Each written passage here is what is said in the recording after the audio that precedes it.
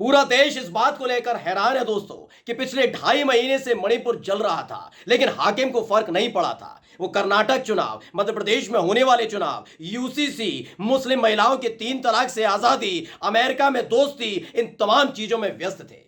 उन्हें तो यही करना था, किसी देश में जाकर वहां के राष्ट्रपति से पैर छुलवाना, जो गाना गा रही हैं उनसे पैर छुलवाना, इस नीति रीति और भव्य स्वागत में तल्लीन थे। मणिपुर जो भारतीय जनता पार्टी शासित राज्य है, वहां पर लगातार दरिंदगी हो रही थी, फर्क नहीं पड़ रहा था। लोग ताज्जुब में हैं कि इतने दिनों से चुप रहे, 2.5 महीने से ज्यादा हो चुका, 100 से ज्यादा लोगों की मौत हो चुकी, हजारों लोग बेघर हो गए, लेकिन अब कैसे प्रधानमंत्री बोले, कैसे हाकिम ने बोला हाँ मणिपुर में हालात खराब हो रहे हैं।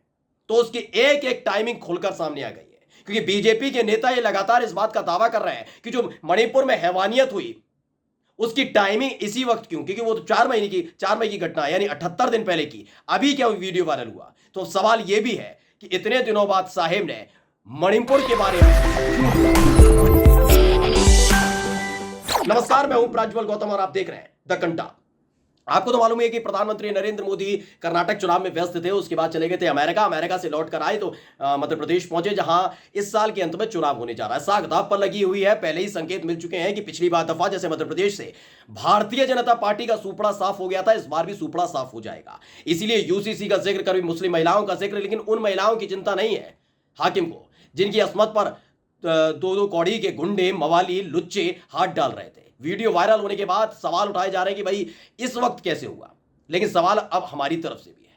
सवाल यह है कि इतने दिनों तक खामोश रहने वाले, जो मन की बात घंटों तक करते हैं, मंच पर खड़े हो जाते तो घंटों बोलते ही जाते हैं, हर एक राज्य, हर एक शहर, यूं कहिए कि गली मोहल्ले में नहीं बुला लिया जाता, वरना उस गली मोहल्ले से भी अपने संबंध साध कर आ जाए, केवल चुनावों के दौरान। चुनाव खत्म, संबंध खत्म, अपने अपने घर। तो फिलहाल आप वो क्यों बोले क्यों है? दरअसल इस पूरे घटनाक्रम को समझिए। जैसे ही वीडियो वायरल हुई, उस वीडियो वायरल होने के बाद हंगामा हुआ। वैसे भी विपक्ष की कौन सुनता है, जनता की कोई सुन नहीं पाता, क्योंकि जनता की जो प्रतिनिधि है, विपक्ष के नेता, उनकी सुनी नहीं जाती है। ऐसे में गोदी मीडिया काम आती है। गोदी मीडिया पर भरोसा कर नहीं सकते, क्योंकि वो उतना ही बोलेगी, उतना ही करेगी जितना सरकार से आदेश आएगा। जिसमें 2 बड़ी घटनाएं हाल ही में घट चुकी हैं। एक तो मोरबी हादसा, जहां पुल गिरा तो बता दिया गया जनता जिम्मेदार है। बालासोर में हादसा हुआ तो इतने लोगों की भीड़ के बीच गोदी एंकर चीख चीख कर बता रही थी कि गर्मी बहुत है, पीएम को पसीना आ रहा है। मतलब साहिब का पसीना ज्यादा जरूरी था, जो खून बह गया लोगों का, जो लोग मर गए, उनकी चिंता नहीं थी इन लोगों को। तो इसलिए मीडिया पर भरोसा नहीं है, विपक्ष को बोलने नहीं दिया जाता। तो ऐसा क्या हो गया, कौन सा प्रेशर आ गया कि 2.5 महीने बाद इस पूरे मामले पर बोले? तो आपको बता देते हैं। दरअसल जैसे ये वीडियो निकलकर सामने आई, उसके बाद सुप्रीम कोर्ट ने इसका पूरा का पूरा संज्ञान ले लिया। सुप्रीम कोर्ट के चीफ जस्टिस हैं, जिनका नाम है एस वाई चंद्रचूड़ जी, ने कहा है मणिपुर की घटना पर कि मणिपुर की घटना बर्दाश्त के बाहर है, मणिपुर का वीडियो परेशान करने वाला है, सरकार को कार्रवाई के लिए वक्त देंगे, कार्रवाई नहीं हुई तो हम करेंगे। जैसे ही टिप्पणी की गई सुप्रीम कोर्ट की तरफ से, वैसे इनके धागे खुल गए, इनकी सांसें फूल गई। ये बताने लगे भाई कि नहीं हम कुछ करेंगे। तो जो बात संसद के अंदर बोलनी चाहिए थी, वो बाहर आके प्रधानमंत्री बोल रहे थे, बता रहे थे कितने परेशान है वो, कितने हैरान है वो, जैसे कितनी रातों से सोई नहीं है, 2.5 महीने से बोले नहीं है, लेकिन मणिपुर की जो हालत है उसने चिंताग्रस्त इतना कर रखा है कि सो ही नहीं पा रहे। वैसे भी बीजेपी के नेता कहते तो फिरते हैं कि 24 के 24 घंटे पीएम जागते हैं, लेकिन मणिपुर की जनता ने जो टेंशन है, जो हालात है, उसने 28 घंटे, एक दिन में 28, 29, 30, 40, 50 घंटे एक दिन में बता रहे नहीं सोने दिया। यही तो बात हुई। जो आदमी 24 घंटे नहीं सोता, जैसे बीजेपी के नेता कहते हैं, तो भैया इस पूरे मामले ने तो उसे दुगना कर दिया होगा। खैर, इस पूरे मामले पर जैसे ही सुप्रीम कोर्ट ने फटकार लगाई, इनकी हालत खस्ता हो गई। लेकिन बात सिर्फ इतनी भर नहीं थी, इसके आगे यह कि जिस दिन यह वीडियो वायरल हुआ, उसके दूसरे ही दिन संसद का सत्र शुरू होने वाला था। संसद का सत्र शुरू हुआ। जैसे ही संसद का सत्र शुरू हुआ, इनको पता चल गया था कि जो बड़ी बड़ी टींगे संसद अंदर खड़े होकर ये हाँकने वाले हैं, इनकी कोई सुनेगा नहीं, अब विपक्ष ने बोलने नहीं देगा। इसलिए इन्होंने आगे आकर बाहर खड़े होकर जो बात संसद के अंदर बोल देते तो कम से कम थोड़ी गनीमत भी रहती। बाहर आकर वही रटा रटाया बयान जो मोरबी हादसे के दौरान बोल रहे थे, वहां लोग मर गए, अर्थियां उठ रही हैं, नदी के अंदर से लोग ढूंढे जा रहे हैं। वहां कहा जा रहा है कि गुजरात के चुनाव थे कि अगर मुझे जनता को तोहफा नहीं देना होता तो मैं इस कार्यक्रम को रद्द कर देता। गजब तमाशा है भाई, गजब तमाशा है। गुजरात के चुनाव में कैसे भी करके, कुछ भी करके अपने कार्यक्रम को पूरा किया था। यह चीज है इनकी। फिलहाल संसद के सत्र को लेकर जिस तरह की इनकी हवाइयां उड़ी हुई थी, उसकी वजह से इनकी हालत खराब हो गई। वहीं आपको बता दें, अब इस पूरे मामले को लेकर ज्ञान दिया जा रहा है। ज्ञान दिया जा रहा है कि इस पर राजनीति नहीं होनी चाहिए। मोदी जी के मंत्री संसद के बाहर खड़े होकर बड़ा बड़ा ज्ञान दे रहे हैं, बता रहे हैं कि भाई गलती से भी इस पर राजनीति मत करिए। मतलब राजनीति का मतलब समझते हैं, बोलिए ही मत भाई। अगर कोई भी विपक्षी पार्टी का नेता आपसे सवाल पूछेगा तो सवाल पूछना राजनीति थोड़ी ना हो गया, लेकिन इनके हिसाब से राजनीति। यानी आप सवाल मत पूछिए कि मणिपुर में 2 महिलाओं के साथ हैवानियत क्यों हो गई, उनको बिना कपड़ों के घुमा कैसे लिया, उनके साथ रेप कैसे कर दी, ये मत पूछिए। वो हम कर सकते हैं कि पश्चिम बंगाल को लेकर, इसको लेकर, उसको लेकर। पहले सुन लीजिए क्या ज्ञान दिया जा रहा है। देखिए, माननीय प्रधानमंत्री जी ने 2 महिलाओं के साथ जिस तरह का व्यवहार और अत्याचार हुआ, उसकी घोर निंदा भी की है और कड़े शब्दों में कहा है कि कोई भी हो, कितने भी हो, उनके खिलाफ कड़ी से कड़ी कार्रवाई होनी चाहिए। और ऐसी घटनाएं देश को शर्मसार करती हैं। उन्होंने ये भी कहा कि चाहे राजस्थान हो, छत्तीसगढ़ हो, मणिपुर हो, कोई भी राज्य हो, महिलाओं के साथ अपराध कहीं पर हो, उनके खिलाफ कड़ी से कड़ी कार्रवाई करनी चाहिए। लेकिन दुर्भाग्य ये है कि विपक्षी दल इसको राजनीति के रूप में देखते हैं, राजनीति करना चाहते हैं। हमने सदनों में कहा कि हम चर्चा के लिए तैयार हैं, लेकिन विपक्ष चर्चा से भागना चाह रहा है। क्या मजबूरी है विपक्ष की, वो चर्चा से भागना चाहता है? क्योंकि विपक्ष के राज्यों में कुछ ऐसे कारनामे हैं। अगर मैं आज केवल एक राज्य को बताना चाहूंगा, राजस्थान में महिलाओं पर अपराध की सबसे ज्यादा घटनाएं हुई। अगर कुल मिलाकर देखा जाए तो पिछले 54 महीने में 10 लाख से ज्यादा आपराधिक मुकदमे दर्ज किए गए, 7500 से ज्यादा अधिक निर्दोषों की हत्याएं की गई, 1,90,000 महिलाओं के साथ अत्याचार के मुकदमे दर्ज किए गए। और अगर मैं दुष्कर्म की, बलात्कार की बात करूं तो लगभग 22% दुष्कर्म की घटनाएं पूरे देश भर की राजस्थान में, जो लगभग 33,000 ऐसी घटनाएं राजस्थान में हुई है। ये आंकड़े बहुत कुछ बताते हैं। और दलितों पर भी, दलित महिलाओं पर भी अत्याचार, बलात्कार की घटनाएं लगातार बढ़ रही हैं। और देश में नंबर 1 महिलाओं के खिलाफ दुष्कर्म की घटनाओं के लिए राजस्थान का ऐसा नाम आता है। मेरा सवाल सोनिया गांधी जी और राहुल गांधी जी से भी है कि क्या आपने कभी ये जो पति के सामने गैंगरेप वीडियो वायरल किया गया और चुनाव के कारण पुलिस ने नहीं दिखाया, राजस्थान की घटना है, अलवर जिले के थाना गाजी की है। और ये देखिए, महिला के जो वीडियो दिखाए गए हैं, ये सब पब्लिक में है। क्या कांग्रेस को महिला केवल एक राज्य की दिखती है? ये वीडियो आपके सामने है। और केवल यहीं तक घटनाएं नहीं रुकती हैं।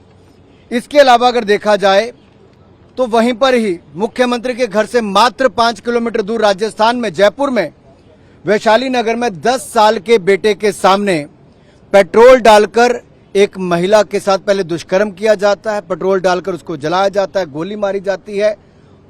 और ये घटनाएं क्या देश के मीडिया के सामने कभी नहीं आएंगी? क्या राजस्थान में जो महिलाओं के खिलाफ अत्याचार, बलात्कार हो रहा है, क्या उसको लेकर सोनिया गांधी जी, राहुल गांधी और विपक्ष क्या मूक दर्शक बनकर बैठा रहेगा? मेरा सवाल विपक्ष के सभी नेताओं से है, क्या केवल एक राज्य की महिलाओं के लिए और अन्य राज्य की महिलाओं के बारे में वो चिंता करनी छोड़ देंगे? क्या कांग्रेस शासित राज्यों में महिलाओं के खिलाफ, दलितों के खिलाफ और दलित महिलाओं के खिलाफ होते अत्याचार जो बढ़ रहा है, क्या उस पर पूरा विपक्ष मूक दर्शक बनकर बैठा रहेगा? महिला महिला में आप भेदभाव क्यों करते हो? और अगर राजस्थान की ही विधायक दिव्या मदरेना जी की मैं बात करूं तो उनके बयान में ही उनका दुख, दर्द और लाचारी नजर आती है कि वो भी अपने आप को सुरक्षित महसूस नहीं करती हैं। तो सवाल कांग्रेस समेत सभी विपक्षी दलों से है कि आप महिलाओं के खिलाफ अत्याचार और दुष्कर्म की घटनाओं में भेदभाव कैसे कर सकते हैं? क्या आप महिलाओं को केवल एक राजनीति का टूल समझकर यही करना चाहते हो? तो क्यों नहीं चर्चा करते? हमने कहा है मणिपुर पर चर्चा कीजिए, विपक्ष चर्चा से क्यों भाग रहा है? पहली बार ऐसा हुआ है कि देश के गृह मंत्री जी 4 दिन स्वयं मणिपुर में रहकर वहां की स्थिति का जायजा लिया, उचित कदम उठाए गए। लेकिन कुछ लोग भड़काने का काम करते हैं, दुष्प्रचार करते हैं। हमारा केवल इतना निवेदन है, चर्चा हो, खुली चर्चा हो, और सोनिया जी, राहुल जी, आपको तो जवाब देना पड़ेगा राजस्थान पर भी। तो अनुराग ठाकुर जी को सुना, लेकिन आगे ये क्या करते हैं, आगे जाकर तुरंत ही आंकड़े याद दिला देते हैं कि राजस्थान के अंदर क्या क्या हो रहा है। वही सवाल फिर से पूछ रहे हैं, किसी ने पूछा? मतलब आप कह रहे हैं कि राजस्थान के अंदर हो रहा तो मणिपुर में भी होगा। आप ही तो कहते थे पार्टी विद डिफरेंस, इसीलिए कांग्रेस पार्टी को जनता ने हटाया, आपको लाए। आप में और उनमें अंतर क्या रहा? फिर इससे बढ़िया तो कांग्रेस पार्टी थी, जिनसे सीधे तौर पर सवाल तो पूछा जाता था, आपकी तरह तमाशा नहीं करते थे। सुनिए क्या कहते हैं राजस्थान के मुद्दे पर। उन्होंने ये भी कहा कि चाहे राजस्थान हो, छत्तीसगढ़ हो, मणिपुर हो, कोई भी राज्य हो, महिलाओं के साथ अपराध कहीं पर हो, उनके खिलाफ कड़ी से कड़ी कार्रवाई करनी चाहिए। लेकिन दुर्भाग्य ये है कि विपक्षी दल इसको राजनीति के रूप में देखते हैं, राजनीति करना चाहते हैं। हमने सदनों में कहा कि हम चर्चा के लिए तैयार हैं, लेकिन विपक्ष चर्चा से भागना चाह रहा है। क्या मजबूरी है विपक्ष की, वो चर्चा से भागना चाहता है? क्योंकि विपक्ष के राज्यों में कुछ ऐसे कारनामे हैं। अगर मैं आज केवल एक राज्य को बताना चाहूंगा, राजस्थान में महिलाओं पर अपराध की सबसे ज्यादा घटनाएं हुई। अगर कुल मिलाकर देखा जाए तो पिछले 54 महीने में 10 लाख से ज्यादा आपराधिक मुकदमे दर्ज किए गए, 7500 से ज्यादा अधिक निर्दोषों की हत्याएं की गई, 1,90,000 महिलाओं के साथ अत्याचार के मुकदमे दर्ज किए गए। और अगर मैं दुष्कर्म की, बलात्कार की बात करूं तो लगभग 22% दुष्कर्म की घटनाएं पूरे देश भर की राजस्थान में, जो लगभग 33,000 ऐसी घटनाएं राजस्थान में हुई है। ये आंकड़े बहुत कुछ बताते हैं। और दलितों पर भी, दलित महिलाओं पर भी अत्याचार, बलात्कार की घटनाएं लगातार बढ़ रही हैं। और देश में नंबर 1 महिलाओं के खिलाफ दुष्कर्म की घटनाओं के लिए राजस्थान का ऐसा नाम आता है। मेरा सवाल सोनिया गांधी जी और राहुल गांधी जी से भी है कि क्या आपने कभी ये जो पति के सामने गैंगरेप वीडियो वायरल किया गया और चुनाव के कारण पुलिस ने नहीं दिखाया, राजस्थान की घटना है, अलवर जिले के थाना गाजी की है। और ये देखिए महिला के जो वीडियो दिखाए गए हैं, ये सब पब्लिक में है। क्या कांग्रेस को महिला केवल एक राज्य की दिखती है? ये वीडियो आपके सामने है। और केवल यहीं तक घटनाएं नहीं रुकती हैं। इसके अलावा अगर देखा जाए तो वहीं पर ही मुख्यमंत्री के घर से मात्र 5 किलोमीटर दूर राजस्थान में, जयपुर में, वैशाली नगर में 10 साल के बेटे के सामने पेट्रोल डालकर एक महिला के साथ पहले दुष्कर्म किया जाता है, पेट्रोल डालकर उसको जलाया जाता है, गोली मारी जाती है। और ये घटनाएं क्या देश के मीडिया के सामने कभी नहीं आएंगी? इस पूरे मामले के साथ साथ अब एक और चेहरा है इसमें, इस पूरी की चीजों में। दरअसल आपको याद होगा कि पश्चिम बंगाल के गवर्नर हुआ करते थे जगदीश धनखड़। फिलहाल वो राज्यसभा की स्पीकर हैं। वो धनखड़ साहब लगातार जब पश्चिम बंगाल में उनकी कई बार ठनी, किससे? ममता बनर्जी से। और वो वहां पर हालात इतने भयावह बताते नजर आते थे कि राष्ट्रपति शासन लगा ही दो। लेकिन जब राज्यसभा के स्पीकर बने ना, उसके बाद जब इस मुद्दे को वहां के विपक्ष के नेताओं ने राज्यसभा के अंदर उठाया, एक बार भी नहीं बोले, एक बार भी नहीं कि हां, उनका दिल करुणा से भर चुका है, किस तरह के हालात है। अब राष्ट्रपति शासन की याद नहीं आ रही होगी, क्योंकि राष्ट्रपति शासन वहीं वहीं लग सकता है जहां जहां कांग्रेस की सरकार है, जहां विपक्षी पार्टियों की सरकार है। बीजेपी में तो रामराज चल रहा है भाई, दिख तो रहा है रामराज। इतने दिनों तक चलता रहा एक राज्य, और वहीं की पार्टी, वहीं की सरकार खामोश बैठी रही। नमस्कार।